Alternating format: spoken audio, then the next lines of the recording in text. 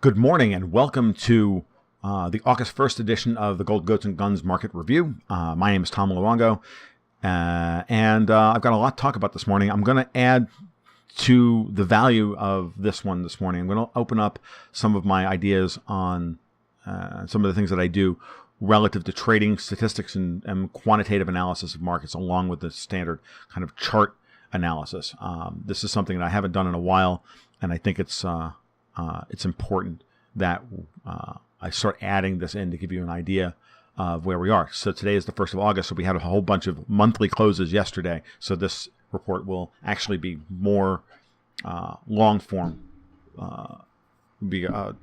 more long-term focused than the Wednesday report's supposed to be. So I hope you enjoy it. Let's get on to the news. All right, so last night Donald Trump had a rally down here in Florida. I did not go.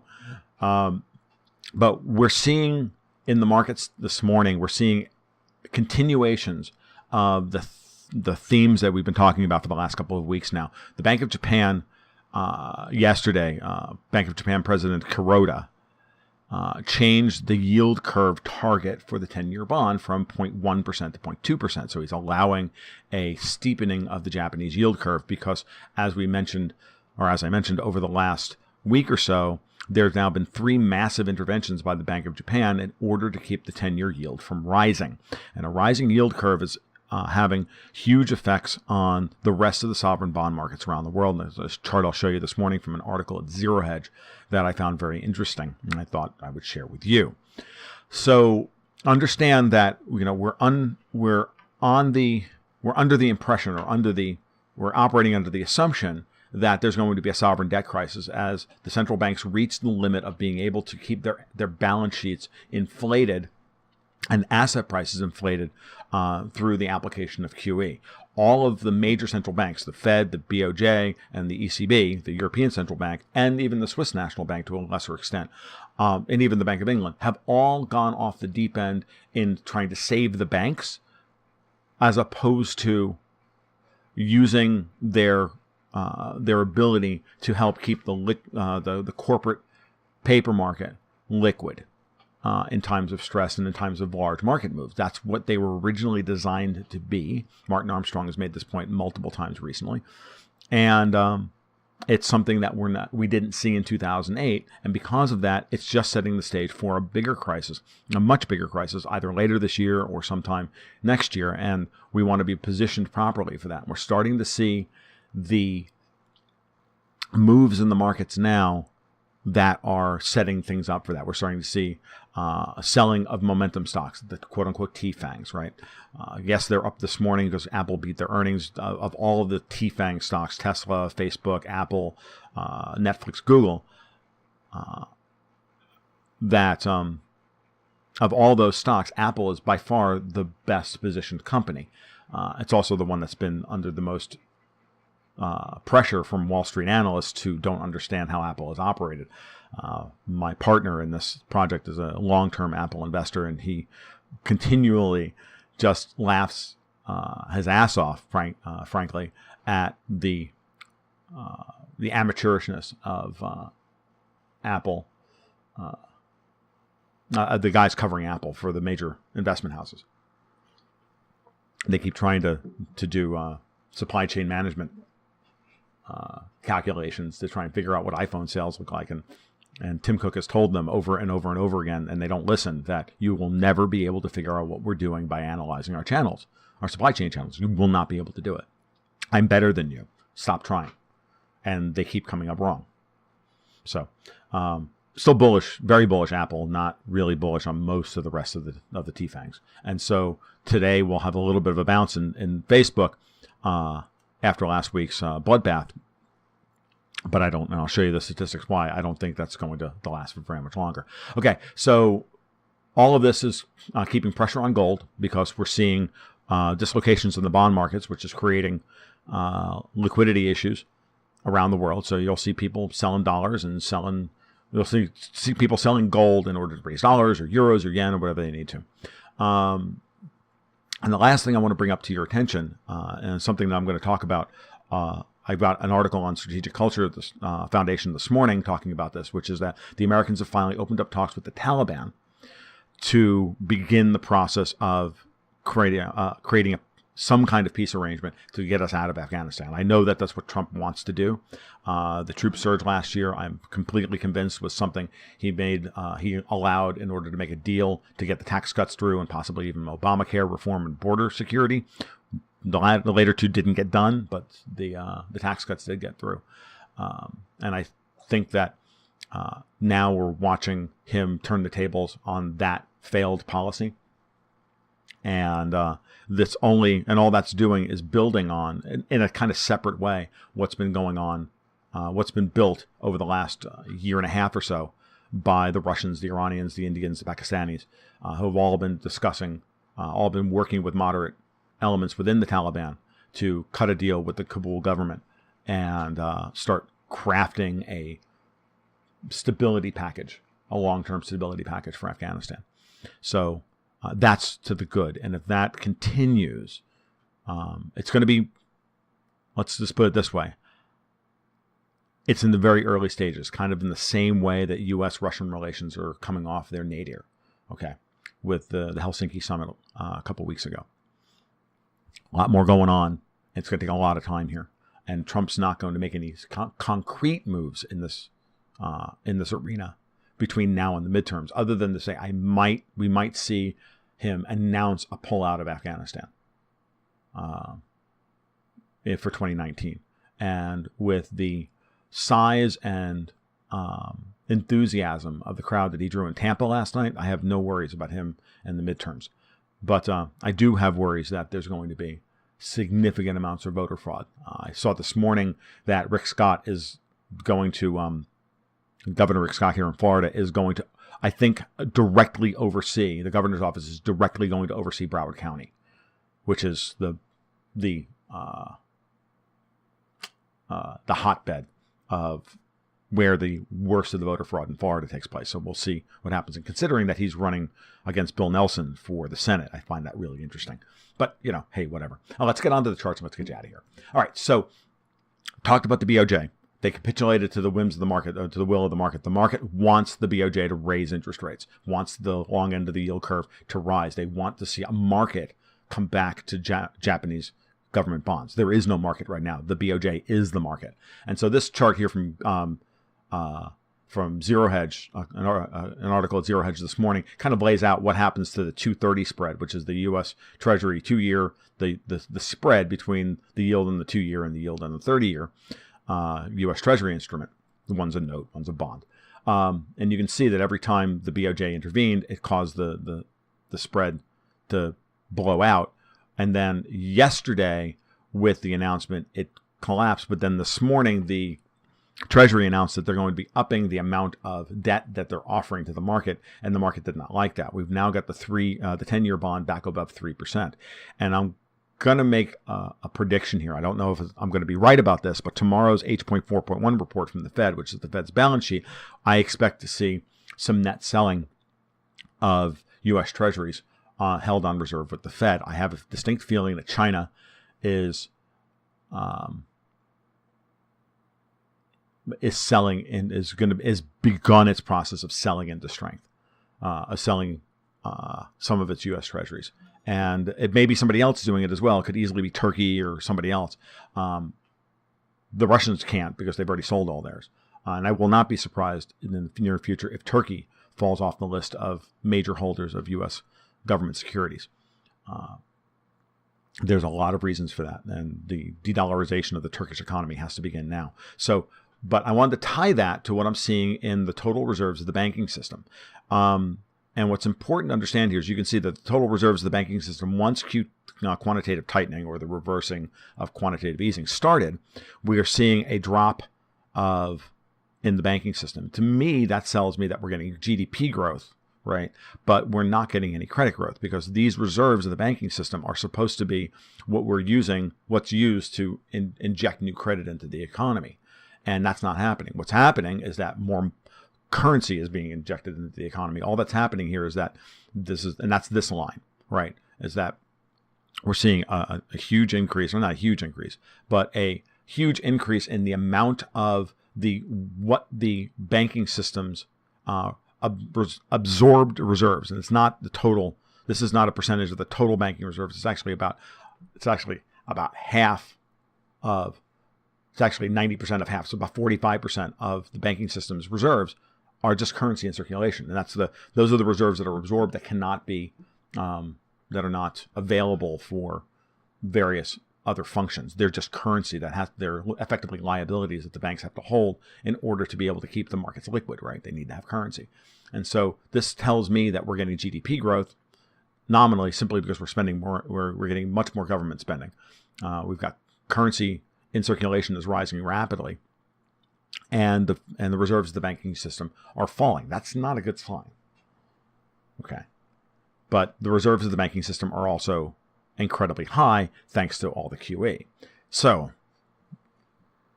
as these bonds are retired, we're seeing them converted back into currency, and that's a worry long term, because we're not getting it's not virtuous growth. It's really just the reallocation of capital. Of capital that's been stuffed overseas in savings accounts, but it's not really being deployed as well as it could be. I'm beginning to get worried about this. All right, it's also part of the reason why the dollar is not really strengthening very hard. It's also part of this situation. All right, so let's get on to the rest of the charts. All right, so this is the gold monthly chart. We've seen this one before. We've talked about it in the past, but and here we are. This is how we closed July. We didn't close July well here. Notice this downtrend is still very much firmly in place. There was no attempt to get back towards the top half of this bar. So this is a very bearish bar. So far this month, or so far this morning, because today is the first day of August, this is where we're trading. We're actually trading down. So now I want you to get a gander at these statistics, because they're kind of important, and they're just manipulations of data that we know: open, high, low, close over these various periods. So over the last 5 years, and I use about 5 years worth of data where I can for monthly charts. For over the last 5 or even 6 years in gold, the average change from close to close, so the difference between this closing price and that closing price, or this closing price and that closing price, is around $46. So you can expect no more than about $46 move in gold on a month, on an average month, right? The total range of one of these bars generally runs around $90 or $89. Okay, and that just gives you an idea of the breadth of potential moves that can happen over the course of a particular month. This is very important stuff. Okay, now we get into probabilities. This is just median behavior. Now we get into probabilities. And the probabilities here is what's important is not, movements within previous bars are uninteresting. Okay, unless they don't happen. Unless there isn't a break, then there's an issue. And what I mean by no break is when you have this month trades inside the range of this month. That's usually, especially in gold, that's usually a reversal signal. But just because I've been watching gold for so long, I just know its behavior. But what's important here is to know that for this month, these are your probabilities of whether or not we're going to break this low, which is at 78%, or we're going to break this previous high, which is 43%. So the market, effectively what the market is telling you, there's about a 2-to-1 probability that we're going to go lower first during this month than we went last month. But at the same time, since this is a 4-month downtrend, the potential for a reversal is 82%, meaning 82% of the time after a 4-month down move, gold is put in an up move. It's put in an up month. It may only be $5. It may be, we may see something along the lines of a spike down to around 1208, because we didn't even reach that last time, or even below that, down around 1200, and then close up this month. Okay, so that's what these statistics are telling you, that there's a high probability of one, a reversal, and two, that we're going to break the previous low, the previous month's low, which is July low. So these are the things you want to watch out for. So watch the July low for a break. When that break happens, the potential move down from the open at most is around $45. So from 1220 down to about 1180, and then we could close the month above where we opened this month, around 1223. That's what these statistics are telling you. Okay, it gives you some ideas of where you can set your stops, where you can, if you want to accumulate any of the stocks that we have in our gold, goats, and guns portfolio that have exposure to gold, then you might want to look at adding to those after we see this break. And if we don't get that break, then the bottom that we were talking about last month rises in probability. Okay? Because a market that can't go down must go up, and a market that can't go up must go down. All right? So now let's look at Facebook, because we talked about Facebook last week. Now let's do Facebook. Now, Facebook is going to be hard to do because there's not a lot of data, especially from a monthly perspective. Same thing with Bitcoin. And I'm going to talk about Bitcoin in a minute as to why.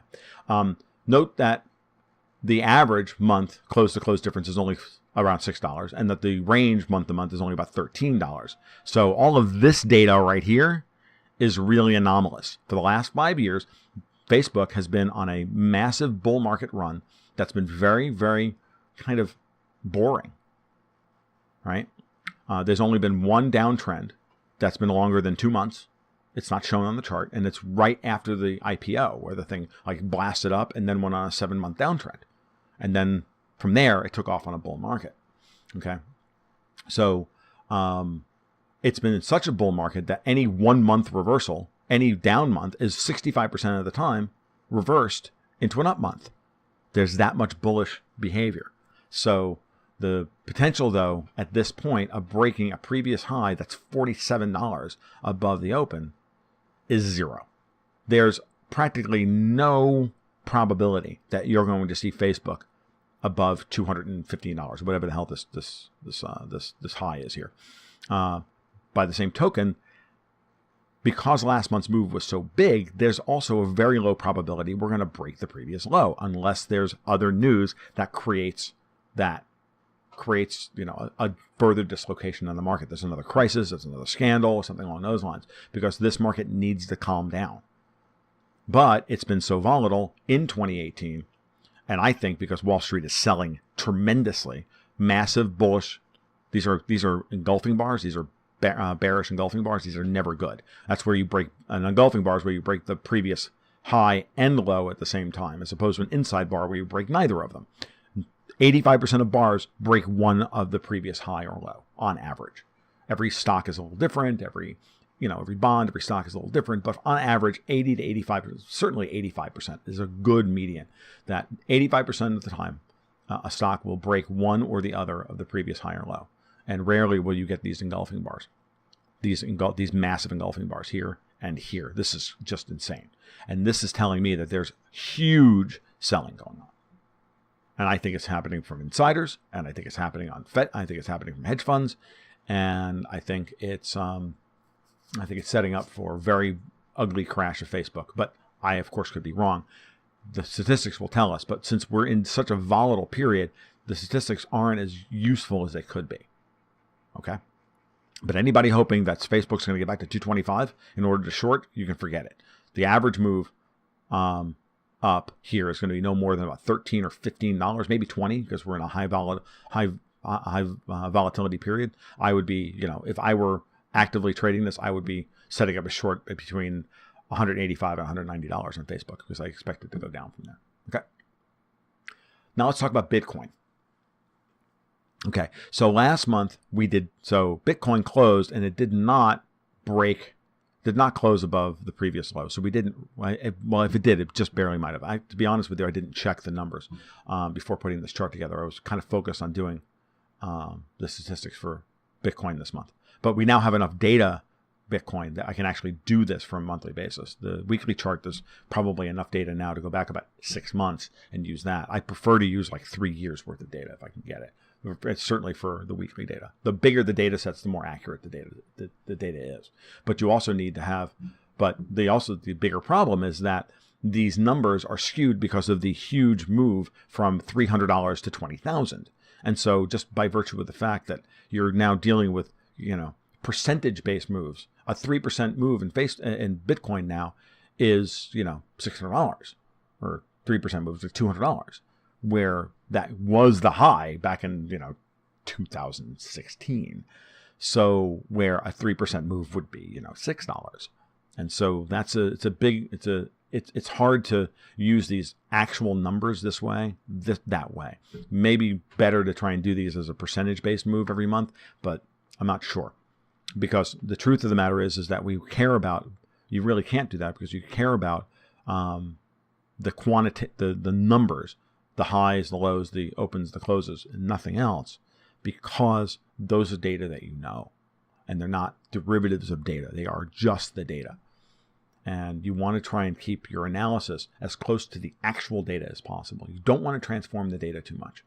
I have a real fundamental problem with that. Because guys, I've done it. I've spent 20 years on looking at this stuff, and I have a strong enough background in mathematics and statistics to understand, and psychology and all these other things, to understand that none of this makes sense when you try to add too much to it. About the only thing I really have any faith in is Fibonacci, because I think it's tied to human. I think in some ways the Fibonacci sequence is tied to cycles within nature, but again, it's really nebulous. I'd prefer to deal with information that I know as opposed to information I think I know. So it's very important. So Bitcoin, so the probability statistics right now for Bitcoin are a little hinky because the data set with numbers this big is very small.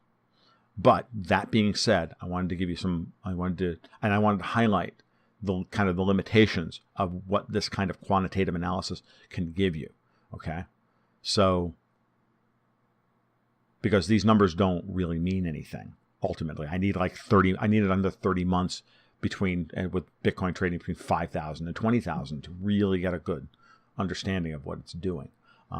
These numbers are hugely out of whack, and because there's just not that much data. But that being said, it looks like the potential for us to move, to give you an idea, the potential here for a trend reversal is 43%, meaning basically that, you know, any up move at this point in time could be met with a down move. And if you looked at the down move numbers, they're exactly the same.